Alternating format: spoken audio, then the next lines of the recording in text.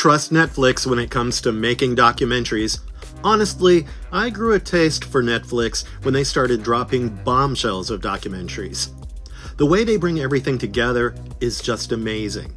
And the latest addition to that list is The Crash, which revolves around the highly controversial accident in 2022 that claimed the lives of two young men, Dominic Russo and Davion Flanagan, while somehow the driver, aka Mackenzie Shirilla, managed to survive. Now that raised a whole lot of eyebrows, and the families and authorities started probing into the tragic incident. What they uncovered led to Mackenzie being charged with murder. Now, those who have been following the incident know that The Crash isn't the first feature on Mackenzie Shirilla. And though Netflix did a great job at telling the story of that fateful night and getting Mackenzie for a first on-screen interview after she was sentenced, here are 8 things they conveniently did not show about Mackenzie. Slow the vehicle or stop the vehicle to avoid that type of an impact.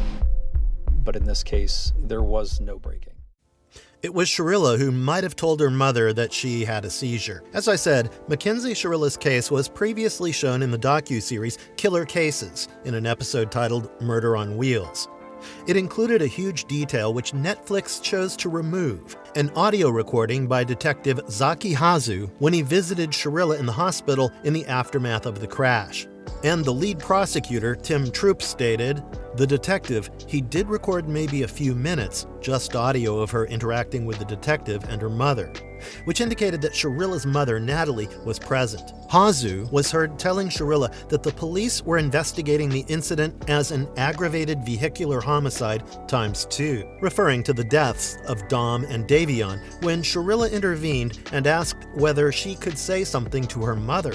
The detective agreed, and apparently Shirilla then spoke to Natalie in some kind of a distorted English language, almost like speaking gibberish. Troop described it as, "It's kind of like Pig Latin." Sure, it was unclear what Shirilla told her mom, but Troop firmly believed that she said something along the lines of, "Can we tell the police I had a seizure? Can we tell the police something like that?" In the same recording, Shirilla could also be heard asking the detective whether he could just take her license away for 10 years. According to court documents, first responder Brett Stanislaw had testified that Shirilla's motor, pulse, and sensation were all normal when he arrived on the scene, which obviously ruled out the chance of her having a stroke or seizure or any kind of neurological emergency whatsoever. However, he also acknowledged that it was possible for Shirilla to have suffered a seizure before the medical personnel arrived, and in such a case, there would be no signs of it during evaluation. Reportedly, her blood and oxygen levels were extremely low, like that of someone who just went into cardiac arrest or came back out of a cardiac arrest. Shirilla had severe mood swings. The U.S. Sun reviewed a 3,000-page document of publicly released text messages between Shirilla and Dom, which gives a closer look at how bad her mood swings were and how goddamn erratic the girl was. In one meltdown, Shirilla revealed that she was arguing with her family and demanded that Dominic give her a ride and bombarded him with messages before showing up at his house. Among those barrages of texts, one read, "I'm gonna kill someone. I'm mad as F, and I'm here." Shirilla would also overreact when Dom had not picked her up, and in yet another toxic exchange, she stated, "I'm going to flip out. Who does this you know the word." Later, she screamed, "I'm uncleaning your room," and repeatedly sent the word no as Dominic claimed she was overwhelming him. She also kept a close tab on everything Dom was doing after he cheated on her, and this would lead to constant fights between them. One conversation between them is really shocking, which showed Shirilla having a breakdown and crying because Dom did not do what she asked him to do, and threatened, "I just want to bang my head on the wall till I'm dead," to which he responded, "TBH, this SHIT has happened so many times, I just don't care anymore." That means Shirilla might have often blackmailed Dom using threats of self-harm.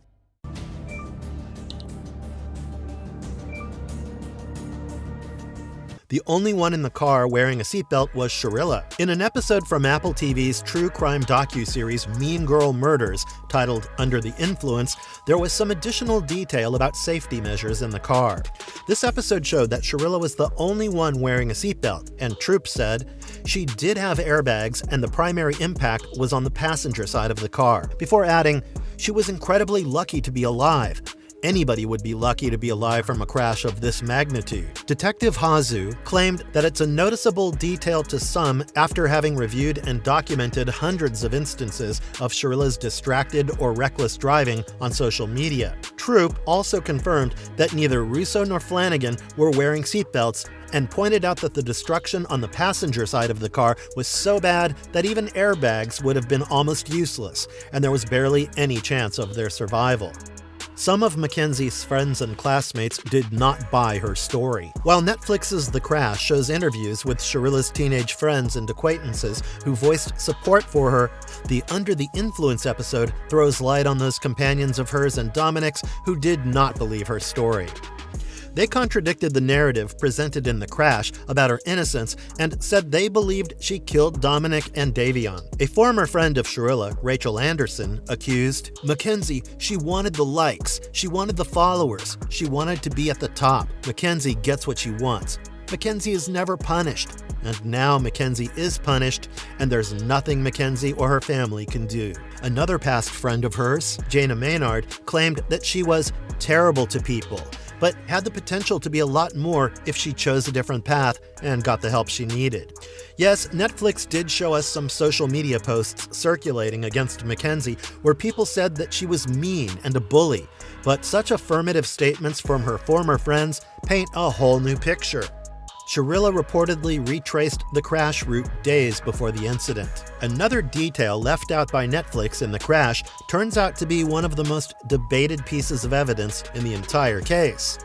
According to court documents, GPS data from Shirilla's phone allegedly placed her near the intersection of Progress Drive and Alameda Drive on July 28, 2022, just 3 days before the fatal crash. You know, I never really had a good feeling about this girl, but I'm gonna zip my mouth and just present the facts. Once again, Mean Girl Murders has given us a deeper look at this, where prosecutors suggested that Shirilla might have been doing a dry run ahead of the incident. Tim Troop even stated that he believed Mackenzie knew exactly what she was going to do when she turned onto Progress that night. Now, the intersection itself is located in an industrial office park in Strongsville, Ohio, and Detective Zaki Hazu admitted during trial that cell phone GPS data is not always exact.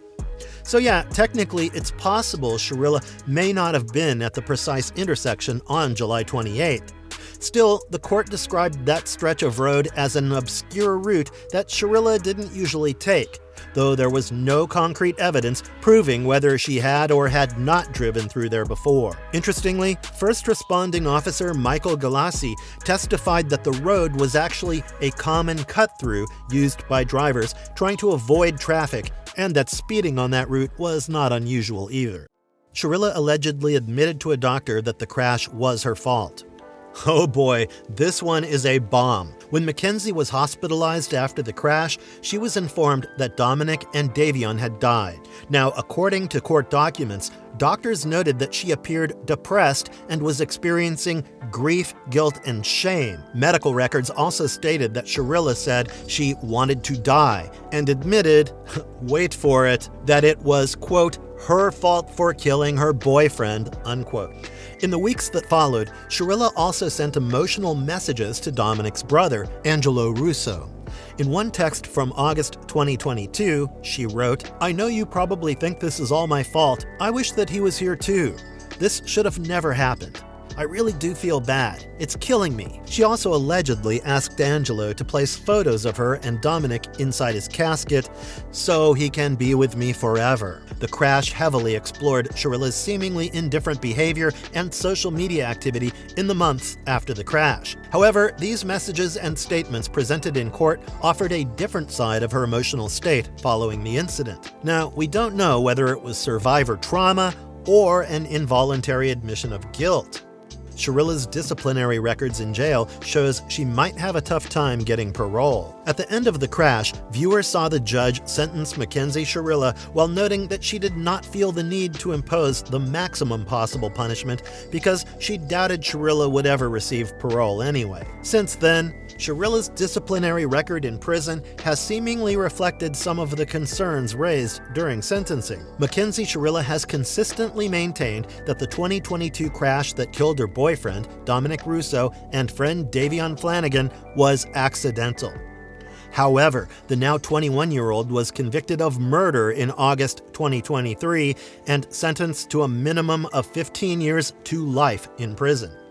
Shirilla is currently serving her sentence at the Ohio Reformatory for Women, where she's reportedly received multiple disciplinary write-ups. According to claims shared online by a fellow inmate named Kat, Shirilla's public prison records include violations related to contraband, being out of place, disobeying orders, and alleged sexual misconduct. The first reported incident came in May 2024, when Shirilla was cited for being out of place, which Kat claimed could mean she was either absent during inmate count or present in another inmate's dorm area.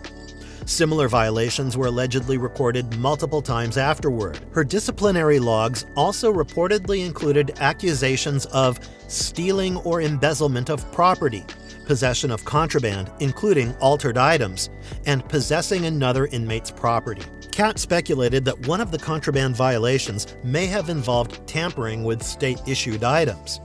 Moreover, Shirilla was allegedly written up for violating prison rules, refusing direct orders, and damaging or misusing property. Reports also claimed she received a ticket in January 2025 for misuse of authorized medication, which may have involved improperly handling prescribed medication. After a brief period without reported violations, further contraband-related infractions and an alleged visitation rule violation reportedly followed.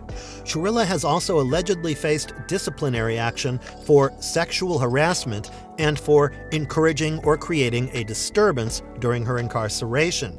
Come on, man. I can't be the only one who knew this girl was trouble from the moment I saw her. This was not intentional, and I will do everything I can to. Shirilla denied rehabilitation in jail. I really wanted to keep an open mind about this girl, but this evidence is making it hard. In a jail call obtained by People, Mackenzie Shirilla told her mother, Natalie Shirilla, that she did not believe she needed rehabilitation while discussing what her future in prison could look like. The undated call was reportedly recorded while Mackenzie was being held at the Cuyahoga County Jail following her conviction. During the conversation, Mackenzie and her mother talked about prison life, including visitation, educational programs, and resources available to inmates. At one point, Mackenzie commented that the prison system seemed designed to make life enjoyable, even though she said she didn't want to enjoy being there. Natalie responded by saying that prison is intended to rehabilitate inmates, but Mackenzie pushed back on that idea. Jail is supposed to rehabilitate people, but I don't need to be rehabilitated, she reportedly said. Natalie then explained that prisons are meant to help inmates rebuild their lives through education, work programs, and mental health support before eventually returning to society. She added that those programs were intended for actual criminals, not her daughter. Elsewhere in the call, Mackenzie expressed fears about what her future could look like after prison.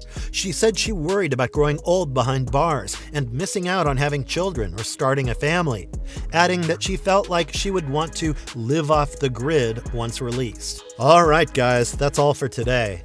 The Crash is trending on Netflix right now, and even after 4 years, the incident intrigues people and draws polarizing opinions. Sadly, Netflix could have delved into all these details a little more for us to get a clearer idea, and I hope these additional details about Shirilla will help you form an opinion. Jump into the comments below to let us know your thoughts about this girl, and if you liked the video, don't forget to hit the bell icon. I'll see you in the next one. Bye.